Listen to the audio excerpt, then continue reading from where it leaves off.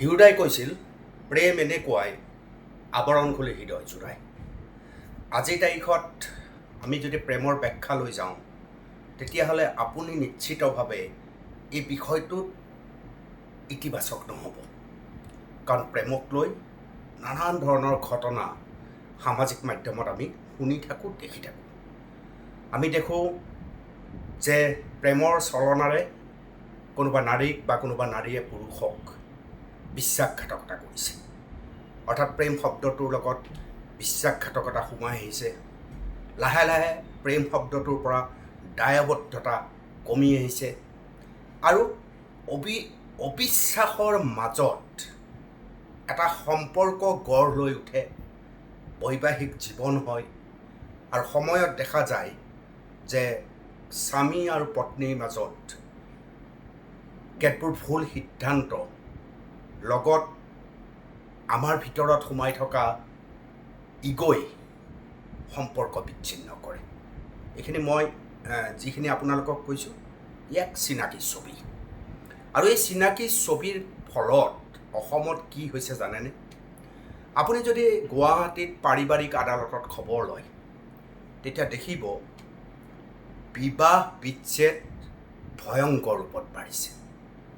তাতোকৈ ডাঙৰ কথা, পূৰ্বৰ চিনাকি কিছু প্ৰেমৰ সম্পৰ্ক হোৱাৰ পিছত যি বৈবাহিক জীৱন দম্পতীয়ে কৰিছে, তেওঁলোকৰ একাধিকৰ ই এক ডাঙৰ সমস্যা।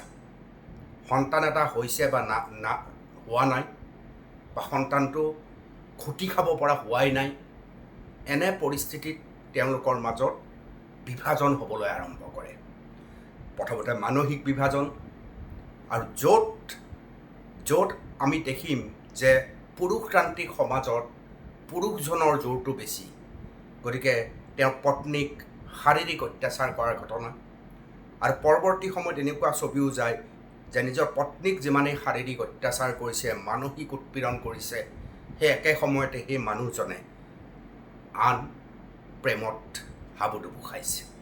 আৰু কেতিয়াবা এনেকুৱাও হৈছে যে স্বামীৰ ভয়, স্বামীয়ে দিয়া ত্ৰাস, স্বামীয়ে কৰা অত্যাচাৰৰ ফলশ্ৰুতিত সেই মহিলাগৰাকী জীৱন উদযাপনৰ বাবে পৰ পুৰুষ এজনক বাছি লৈছে। এই খবৰ আপোনালোকে পাই থাকে, সকলোৱে দেখি থাকোঁ। নিশ্চিতভাৱে সামাজিক এক ডাঙৰ অৱক্ষয়, আৰু ই সমাজ ব্যৱস্থাত আমাৰ পৰম্পৰা ৰীতি নীতিক ভয়ংকৰভাৱে আঘাত কৰিছে। আৰু ইয়াৰ বিপৰীতে এখন ছবি কালিৰ পৰা সামাজিক মাধ্যমত ভাইৰেল হৈছে। দুয়ো চেলিব্ৰিটি, বিৰাট কোহলি আৰু অনুষ্কা। আপোনালোকে বলিউডৰ চিনেমাৰ ক্ষেত্ৰত অনুষ্কাৰ কথা আপোনালোকে জানে। একে সময়তে কিং হিচাপে জনাজাত ক্ৰিকেটৰ কিং বিৰাট কোহলি।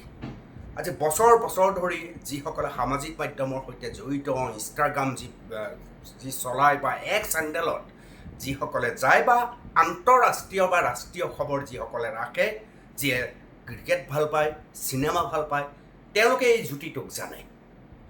অৰ্থাৎ বিৰাট কোহলি আৰু অনুষ্কাৰ জুটি, ইজনে সিজনৰ ওপৰত প্ৰচণ্ড নিৰ্ভৰশীল।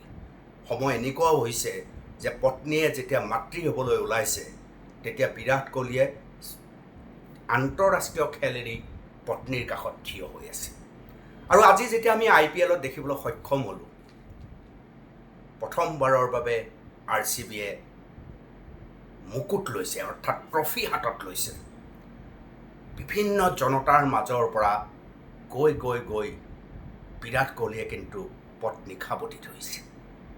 পত্নীৰ কান্ধত মুখ থৈ বিৰাট কোহলিয়ে এই প্ৰাপ্তিৰ সুখ অনুভৱ কৰিবলৈ লৈছে।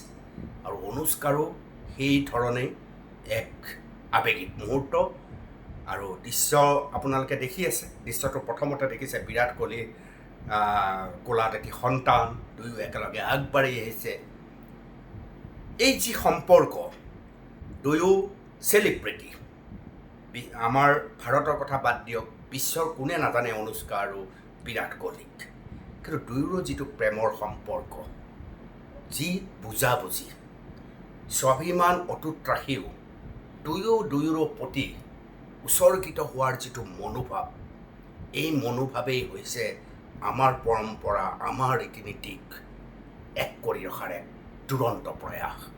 সেইকাৰণে মই ভাবোঁ ক্ৰিকেট খেলুৱৈ বা বলিউডৰ অভিনেত্ৰী বুলিয়ে নহয়, মই ভাবোঁ ভাৰতীয় সমাজ ব্যৱস্থাত বিৰাট কোহলি আৰু অনুষ্কাৰ এইহাল দম্পতী এটা সমুজ্জ্বল উদাহৰণ। এই সমুজ্জ্বল উদাহৰণে বুজাইছে যদি আমাৰ মাজত বুজাবুজি থাকে, যদি আমাৰ ভিতৰৰ মানুহটোৱে আনজনৰ ভিতৰৰ মানুহটোক উপলব্ধি কৰিব পাৰে, তেতিয়াহ'লে তাত বিপুলায়তন সৌন্দৰ্যৰ সম্ভাৰ বিচাৰি পোৱা যায়। আৰু তেতিয়াই হিৰুদাই কোৱাৰ দৰে প্ৰেম এনেকুৱাই আৱৰণ খুলি হৃদয় জোৰাই।